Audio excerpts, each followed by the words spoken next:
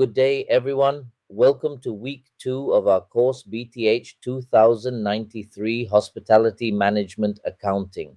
I hope all of you have had the chance to reflect on last week's introduction and started to appreciate the role accounting plays in hospitality. This week, we're moving one step further to the basic building blocks of the accounting world. Accounting concepts and principles. Now, I know it may sound technical, but let me assure you it's very manageable and it's actually quite interesting once you see how these concepts affect real hotel and restaurant decisions every day. So, what are we learning this week? We will cover the accounting equation. Assets equal sign liabilities plus equity. This is the foundation of all accounting. Every single transaction in business fits into this simple formula. The fundamental accounting principles that guide how businesses record their financial activities.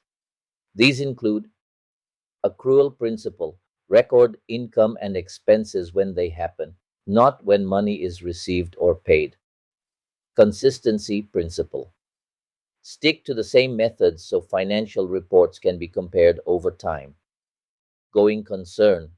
Assume the business will continue operating unless proven otherwise. Business entity concept. Business finances must be kept separate from the owner's personal finances. Historical cost principle. Record items based on their original cost. These may seem like theory, but they are very practical. Why does this matter in hospitality? Say, imagine you're managing a resort. You've sold room bookings in advance. Should that income be recorded now or when the guests stay? You buy a brand new oven for RM10000. Should you record its current market value every year? You use personal funds to pay the electricity bill. Should that go into the business account? All of these decisions depend on these accounting principles. Understanding them helps ensure your records are accurate, fair, and legal. Real life hospitality example. Let's say your restaurant has received a large deposit for a wedding event next month.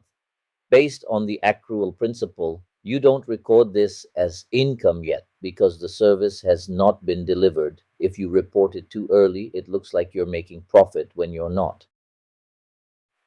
This kind of mistake can cause confusion, wrong tax calculations, or even loss of investor trust. So, the goal this week is for you to understand why we follow rules in accounting and how these rules help protect the business, staff, and guests alike. What to expect in sim and activities.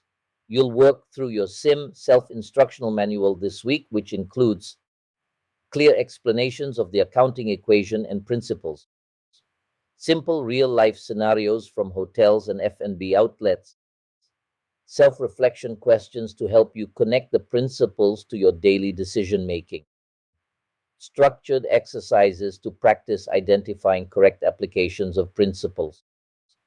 This is essential knowledge before we move into topics like journal entries and ledger postings in the coming weeks. Final thoughts. Let me remind you of this. If you understand the rules of accounting, you can understand the language of business. And in hospitality, knowing this language means being able to talk confidently to investors and owners, control your costs and pricing properly, avoid legal and tax problems, and make smarter, informed decisions. So let's take this week seriously, ask questions, and build a strong foundation together. Thank you, and I look forward to our next session.